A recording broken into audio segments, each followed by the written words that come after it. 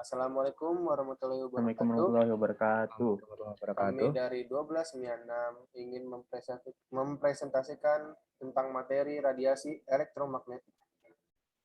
Pertama-tama, saya Dava Grandika. Saya Dava Nadindra. Dan saya Ismail Farabi. Oke, saya mulai dari pengertian.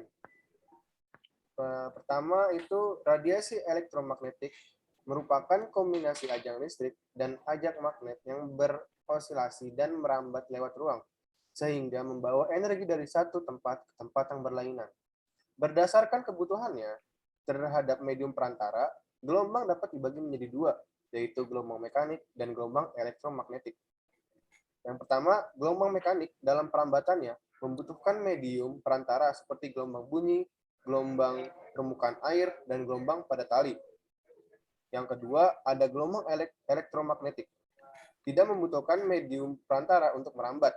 Cahaya matahari yang hampir setiap hari dinikmati merupakan contoh gelombang elektromagnetik. Yang kedua, ada tokoh yang berperan dalam radiasi elektromagnetik. Yang pertama ada Michael Faraday, menyatakan bahwa perubahan medan magnetik menyebabkan muatan listrik mengalir dalam loop kawat atau ekuivalen dengan bangkitnya medan listrik. Yang kedua ada James Clerk Maxwell, mengusulkan bahwa proses yang berkebalikan, yaitu suatu perubahan medan listrik, akan membangkitkan medan magnetik. Kemudian, spektrum gelombang elektromagnetik. Spektrum gelombang elektromagnetik adalah ragam gelombang elektromagnetik yang dikategorikan berdasarkan rentang panjang gelombang atau frekuensinya. Spektrum gelombang elektromagnetik dipancarkan oleh transisi elektron, yaitu ketika suatu elektron berpindah dari orbit satu ke orbit yang lain. Spektrum gelombang elektromagnetik dengan urutan dari panjang gelombang terbesar atau frekuensi terkecil ke panjang gelombang terkecil atau frekuensi terbesar terbagi menjadi 7 macam gelombang, yaitu pertama ada gelombang radio. Gelombang ini dimanfaatkan untuk mentransmisikan sinyal pada jarak yang sangat jauh. Yang kedua ada gelombang mikro. Ketika gelombang mikro diserap oleh sebuah benda, maka akan muncul efek pemanasan pada benda tersebut. Yang ketiga ada sinar inframerah. Sinar inframerah ini tidak dapat terlihat, tetapi dapat terdeteksi di atas spektrum cahaya merah yang dipakai untuk memindahkan energi yang tidak terlalu besar. Yang keempat ada cahaya tampak. Cahaya ini memiliki spektrum elektromagnetik yang bisa dideteksi oleh mata manusia. Yang kelima ada sinar ultraviolet. Sumber utama yang memancarkan sinar ultraviolet adalah matahari. Yang keenam ada sinar X. Sinar ini memiliki nama lain, yakni sinar Ronsen, yang merupakan salah satu bentuk dari radiasi elektromagnetik. Yang terakhir ada sinar gamma.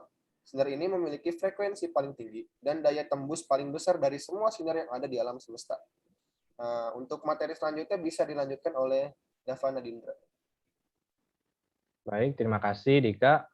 Masuk ke sifat-sifat gelombang elektromagnetik. Yang pertama itu memiliki kecepatan konstan di ruang hampa, yaitu sebesar 3 kali 10 pangkat 8 meter per second. Yang kedua itu tidak dipengaruhi oleh medan listrik maupun medan magnet karena tidak bermuatan listrik. Yang ketiga termasuk gelombang transversal. Yang keempat energinya bergantung pada besar frekuensi. Hal itu didasarkan pada persamaan Planck, yaitu E sama dengan H kali F atau H sama dengan C per lambda. Dalam keterangan E itu adalah energi radiasi atau dalam satuan joule, dan H itu adalah konstanta Planck, yaitu 6,6 dikali 1034 joule. Dan F itu adalah frekuensi dalam satuan Hertz, dan C itu adalah kelajuan cahaya, yaitu 3 kali 10 pangkat 8 meter per second, dan lambda itu adalah panjang gelombang dalam satuan meter. Dan masuk ke manfaat gelombang elektromagnetik. Manfaat yang pertama itu adalah gelombang radio, yaitu gelombang radio ini bisa dimanfaatkan mentransmisikan sinyal pada jarak yang sangat jauh. Bisa juga mentransmisikan sinyal komunikasi berupa siaran radio dan stasiun TV pencitraan satelit ke bumi dalam pembuatan peta 3 dimensi. Yang kedua ada gelombang mikro. Gelombang ini bisa dimanfaatkan pada benda seperti microwave atau oven, yaitu untuk memasak atau menghangatkan makanan. Bisa juga berkomunikasi melalui radar dan mendeteksi posisi suatu objek yang diamati. Yang ketiga ada sinar inframerah. Sinar ini banyak contohnya yang bisa dimanfaatkan, yaitu pada remote control, yaitu mentransmisikan data dalam bentuk energi. Bisa juga teknologi pada kamera CCTV atau alat militer yang bisa menerawang di malam hari atau dalam keadaan gelap dan dapat juga digunakan sebagai alat medis. Yang keempat ada cahaya tampak. Manfaat dari cahaya ini itu adalah penggunaan laser dalam syarat optik pada bidang kedokteran untuk mendiagnosis penyakit. Sinar laser juga dapat menyalurkan suara, gambar, atau sinyal melalui syarat optik. Hanya laser tertentu bisa dimanfaatkan untuk mengeras dan memotong benda. Yang kelima ada sinar ultraviolet. Sinar UV ini biasanya dimanfaatkan untuk mengecek keaslian uang dalam dunia perbankan. Nah, bisa juga pada bidang medis. Nah, bisa juga digunakan untuk membunuh bakteri dan mengeringkan tinta dan resin. Yang keenam ada sinar X. Umumnya dalam dunia medis ini untuk mendapatkan pencitraan melihat organ dalam tubuh dan tulang röntgen. Bisa juga digunakan dalam dunia manufaktur untuk mengecek kecacatan atau juga mengecek kualitas produk dan juga mengecek kualitas dari batu permata dan kristal. Yang ketujuh ada sinar gamma. Manfaatnya itu adalah dalam dunia medis digunakan pada alat pemindai, yaitu computer tomography scan, yaitu menyembuhkan penyakit kanker dengan metode operasi pisau. Gamma radiasi sinar gamma juga digunakan dalam bedah saraf, digunakan untuk membunuh bakteri dan virus. Berikutnya ada energi gelombang elektromagnetik. Aliran energi dalam gelombang elektromagnetik dinyatakan dalam laju energi yang mengalir persatuan luas atau daya persatuan luas. Berikut adalah persamaan gelombang elektromagnetik, yaitu E sama dengan E maxsin atau bisa juga Kx dikurang omega T. Dan B itu bisa juga B maxsin atau Kx dikurang omega T. Dalam persamaan F sama dengan C per lambda, K sama dengan 2pi per lambda, dan omega sama dengan 2pi per T, atau sama dengan 2pf. Dalam keterangan F itu adalah frekuensi dalam satuan Hertz, T itu adalah periode dalam satuan sekon, dan lambda itu panjang gelombang dalam satuan meter, dan K itu bilangan gelombang, C kecepatan cahaya di vakum, omega adalah kecepatan sudut dalam satuan radian per second. Dan masuk bagian gelombang spektrum yang akan dilanjut pada Ismail.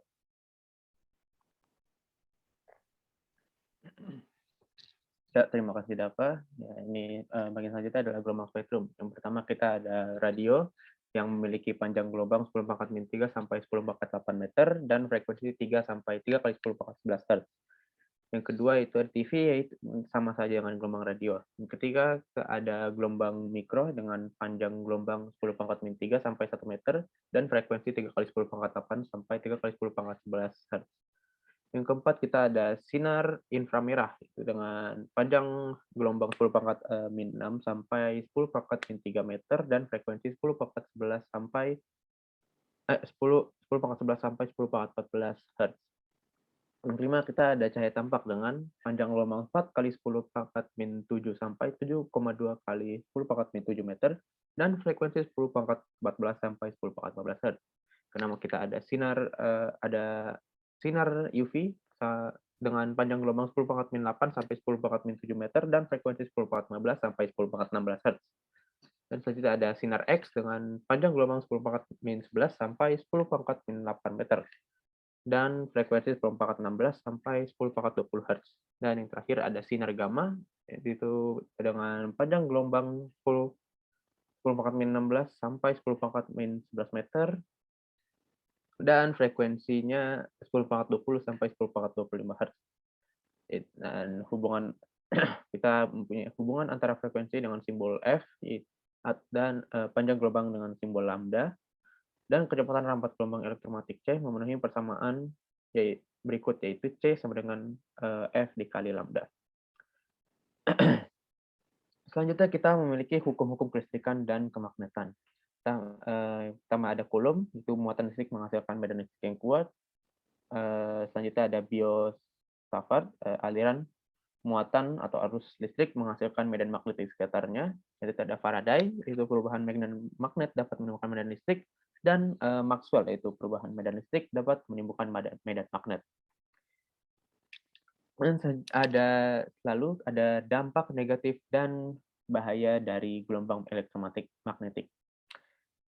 Yang pertama kita itu bisa menyebabkan pertumbuhan berbagai jenis tanaman menjadi lambat dan bahkan kecil akibat radiasi gelombang pendek atau UVB.